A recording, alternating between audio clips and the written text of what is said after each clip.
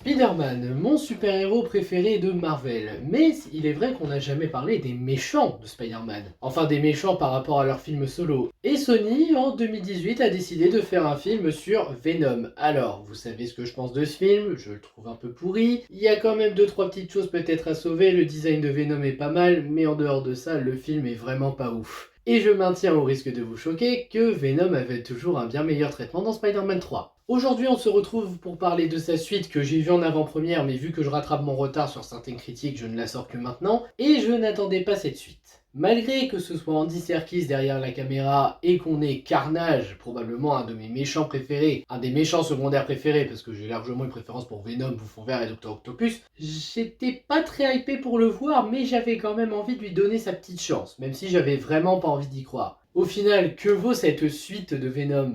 Parlons d'abord de l'histoire, si vous voulez bien. Eddie Brock a retrouvé sa gloire d'antan en tant que journaliste depuis qu'il a résolu l'affaire Cletus Cassidy. Le problème, c'est qu'il n'arrive toujours pas à s'entendre avec Venom et qu'il n'arrête pas de se chamailler pour un rien. Venom décide alors de partir pendant qu'Eddie essaye de refaire sa vie. À côté, Cletus Cassidy allait être mis à mort, mais un symbiote a fait son apparition et a décidé de se lier à lui afin de lui permettre de se venger d'Eddie Brock. En gros, c'est l'histoire du film.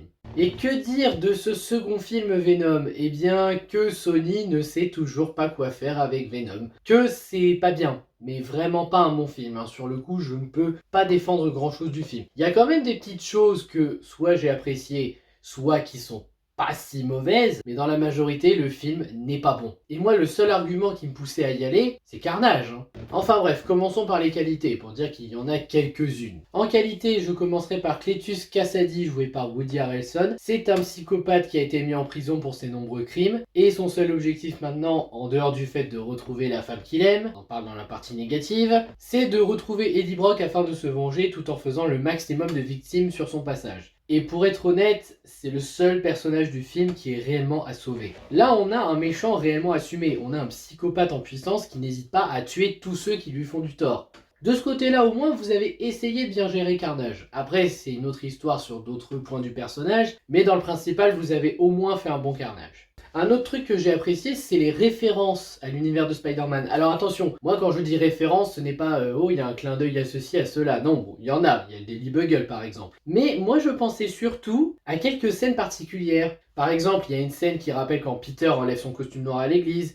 Il y a une scène qui rappelle une certaine mort tragique pour Spider-Man. Ce sont des références que seuls les fans des comics ou du dernier film, parce que c'est aussi dans les films, reconnaîtront et qui fonctionnent assez bien quand tu fais attention. Surtout que c'est pas des références trop grossières, bon, sauf peut-être une scène, mais en dehors de ça, les références, ça passe. En plus de Cletus, je mettrais bien aussi Anne, toujours jouée par Michelle Williams dans la partie positive. Mais attention, je ne la mettrai pas dans la partie positive pour le personnage en lui-même, qui n'apporte pas grand-chose au final, mais plutôt parce qu'elle est une des seules à faire avancer l'histoire. Sincèrement, c'est vraiment le seul personnage qui arrive à faire avancer les choses, y compris dans l'affrontement Venom-Carnage. Donc oui, Anne, je la mets dans la partie positive, mais juste parce qu'elle fait avancer le scénario. Non, Eddie Brock n'est pas dans le positif, mais je vous expliquerai pourquoi après. Les seuls acteurs investis de ce film, ce sont Woody Harrelson et Naomi Harris, à savoir Carnage ou Cletus et Shriek. Ce sont les seuls acteurs qui ont l'air réellement investis dans leur personnage, qui se donnent à fond. Le reste,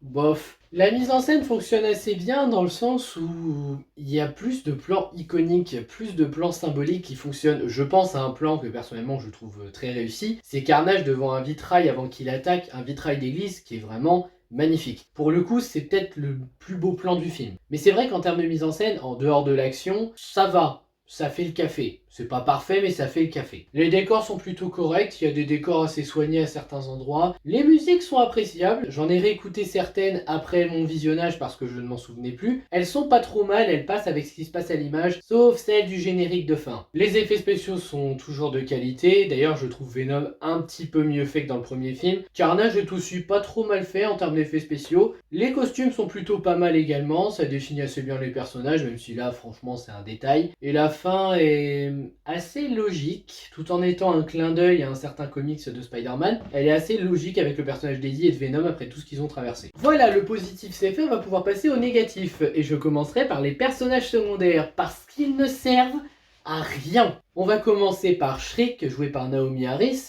Shriek est la copine de Cletus. C'est une femme assez psychopathe comme lui, avec des pouvoirs soniques, qui veut à tout prix se venger du policier qui lui a fait perdre son œil. Voilà, c'est l'histoire de cette femme. Et honnêtement, elle n'apporte rien à l'histoire. Mais quand je dis rien, c'est vraiment rien. Il n'y a rien à dire sur elle. La seule raison pour laquelle elle est là, c'est pour humaniser un petit peu Cletus. Sauf que, pour rappel, et là oui, je vais faire mon chieur par rapport aux comics, Cletus, c'est un psychopathe qui, dans son premier affrontement contre Spider-Man, n'a pas hésité à faire un trou parce qu'il entendait un bébé pleurer. Il l'a pris et il a failli le tuer. Mais il l'aurait tué si Spider-Man n'était pas là en fait, parce que Spider-Man l'a sauvé de la chute, il me semble. Je comprends pas l'intérêt d'avoir humanisé Carnage avec cette femme. Même son pouvoir sonique, elle pourrait s'en servir pour sauver Cletus qu'elle aime, ou essayer d'arrêter Venom.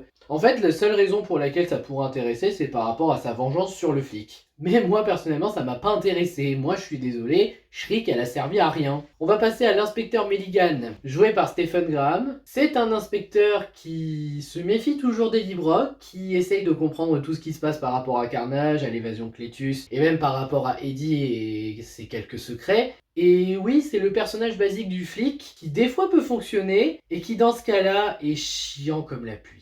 Ah, je vous assure que ce flic, il vous fait chier, il ne sert à rien, il vous énervera. Il est juste là pour mettre des bâtons dans les roues à Eddie alors qu'on sait qu'il a rien fait. C'est ridicule d'avoir fait un personnage comme ça. Et enfin, Dan, joué par Ray Scott, qu'on avait déjà vu dans le premier film, c'est le futur mari d'Anne, il essaye de la rendre heureuse. Le problème, c'est qu'ici, il fait tâche. Dans le premier film, il servait un peu parce qu'il est médecin, il peut aider Eddie par rapport à ce qu'il traverse, qu'il sait pas ce qu'il a. Mais là, dans le 2, il sert à rien. Il y a même un moment, il essaye de sauver Venom en mode « Ah, regarde, je t'ai aidé !» Mais Venom avait pas de désavantage, là, il s'en sortait sans toi. Limite, on aurait dû faire allusion à lui par téléphone ou je ne sais quoi, mais pas le mettre dans le film directement. Ça n'apporte rien. La dichotomie de ce film est nulle. Vous savez, la dichotomie, le bien contre le mal, la force, l'opposition entre les deux adversaires. Là, non. Là, c'est juste le bien contre le mal. Ils ont même pas essayé de jouer sur quelque chose. Il y a un moment, ils ont essayé de jouer sur le passé. Le fait que tous les deux, ils n'ont pas de parents et autres. Le problème, c'est que ça a juste été abordé dans une scène par Cletus et après... Non, vraiment, je suis désolé, mais la dichotomie dans ce film, on ne la sent pas. Là, c'est juste le bien contre le mal. Le gentil symbiote, mais quand même anti-héros contre le méchant symbiote. Les seules évolutions de ce film, ce sont Eddie et Venom qui arrêtent de se chamailler. Ah oui, parce que je l'ai pas dit, mais Eddie et Venom dans ce film, ce sont deux gamins qui se chamaillent. Et je ne plaisante pas, ce sont vraiment deux gosses de la cour de récré de primaire qui passent leur temps à se bagarrer, et à la fin c'est « Oh bah t'es pas si méchant, fin de compte !» Sérieusement, c'est ça votre niveau d'écriture maintenant entre Venom et Eddie? On en est réduit à ce niveau-là. Donc leurs évolutions à la fin, comme je viens de le dire, c'est d'avoir compris que ah bah finalement t'es pas méchant, on va peut-être mieux s'entendre, etc.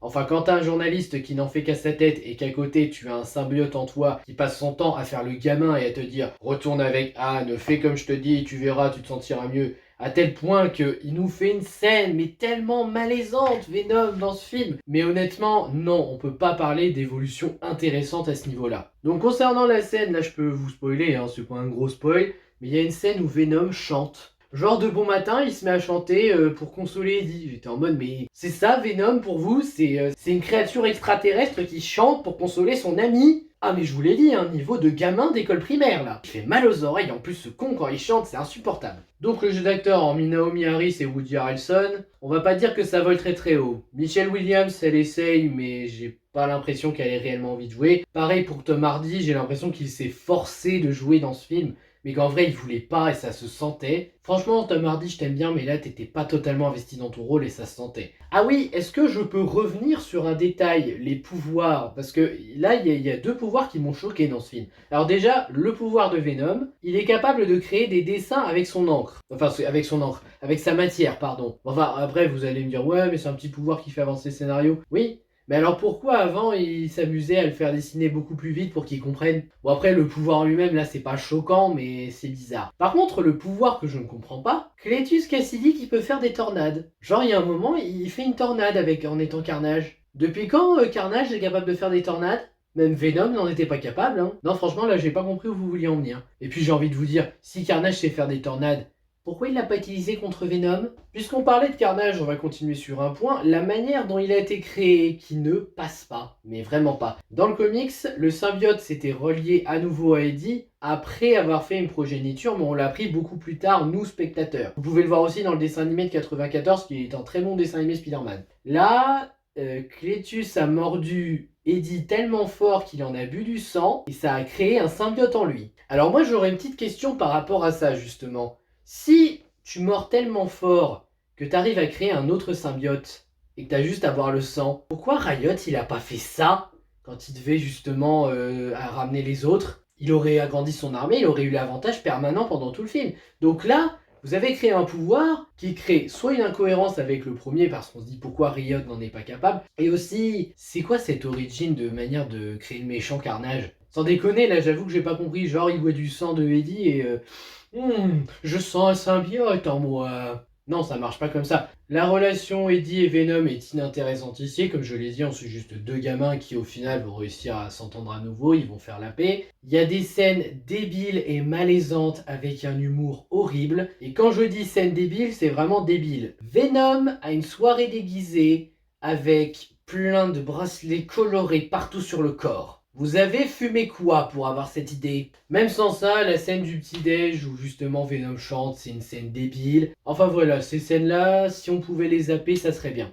D'ailleurs, le fait qu'Eddie et Venom vont finir par se réentendre et à s'allier face à Carnage, c'était une évidence. Hein. Tout le monde a deviné ça dès le début du film. Je reviens aussi sur le scénario qui est mal écrit. Non mais disons-le tout de suite, le scénario est mal écrit, que ce soit l'écriture des personnages, leur développement, l'humour. Oui, alors je sais que Tom Hardy a participé au scénario, mais il n'a pas été tout seul. Et je pense que Tom Hardy, c'est pas lui qui a fait la majeure partie du scénario. Après, que ça soit lui ou pas, ça n'excuse pas le fait que le scénario est assez mal écrit, y compris au niveau des dialogues. La tension est inexistante, l'action n'est pas facile à suivre, j'avoue que j'aime pas beaucoup cette manière de faire de l'action, malgré que ça soit déjà un peu mieux que dans le premier, après c'est mon avis personnel, à vous de voir. Et l'émotion, il n'y a rien à dire. En ce qui concerne la fin du film et la scène post-générique, ainsi que la fin de Carnage, on va en parler dans la partie spoil. Partie spoil donc, je vais commencer par la fin du film, parce que je garde le meilleur pour la fin, savoir la scène post-générique. La fin, c'est Eddie et Venom sur une île déserte, tranquille, qui maintenant essayent de profiter de la vie. Qui est un clin d'œil justement à un comics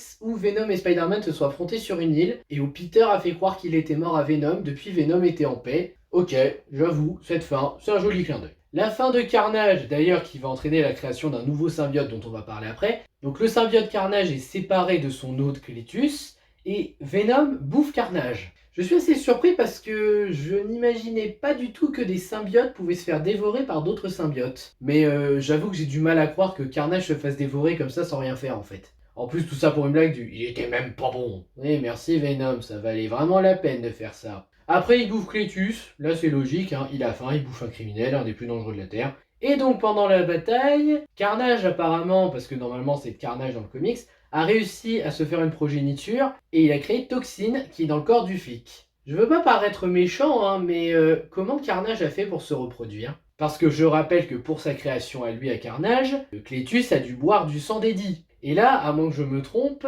on n'a pas vu le flic boire du sang de Carnage. Mais comment Toxine est arrivé? Surtout que Shriek était en train de le démolir et de le tuer, donc j'avoue que je comprends vraiment pas comment il a fait pour donner naissance à Toxine. Passons à la scène post-générique qui a fait plaisir à des centaines de fans à travers le monde qui disent que c'est la meilleure scène du film. J'aurais quelques questions à vous poser, mais résumons le contexte de la scène. Venom profite tranquillement de son temps libre dans une chambre d'hôtel, peinard. Là d'un coup il y a un événement qui se déroule, on sait pas ce qui se passe, même si on devine facilement ce que c'est. Et donc après on voit le Spider-Man Tom Holland à la télé et Venom qui est en mode... Mais c'est lui quoi déjà? Je ne sais pas, en tout cas, il a une obsession apparemment pour lui. Et la scène se conclut par une blague d'un mec qui sort de la salle de bain et qui dit à Eddie de manière défoncée « Mec, t'abuses, sérieux ?» Voilà, donc ça c'est la scène post-générique. Donc je ne vais pas revenir sur la fin qui est merdique, je crois que j'ai déjà expliqué dans certains films en quoi je trouvais le fait que ridiculiser le personnage ou mettre des blagues pourries, ça gâchait la scène en elle-même des fois. Non, on va plutôt parler justement de ce que ça va raconter. Donc pour beaucoup c'est bien parce que ça veut dire que Venom va peut-être rejoindre No Way Home qui va affronter Spider-Man. En attendant, voici mes questions. Comment pensez-vous que la dichotomie va marcher? Parce que la dichotomie entre Spider-Man et Venom est une des plus fortes. Sauf que là, la dichotomie ne va pas fonctionner. Tout simplement parce que Venom n'est pas né de Spider-Man et il a même pas ses pouvoirs.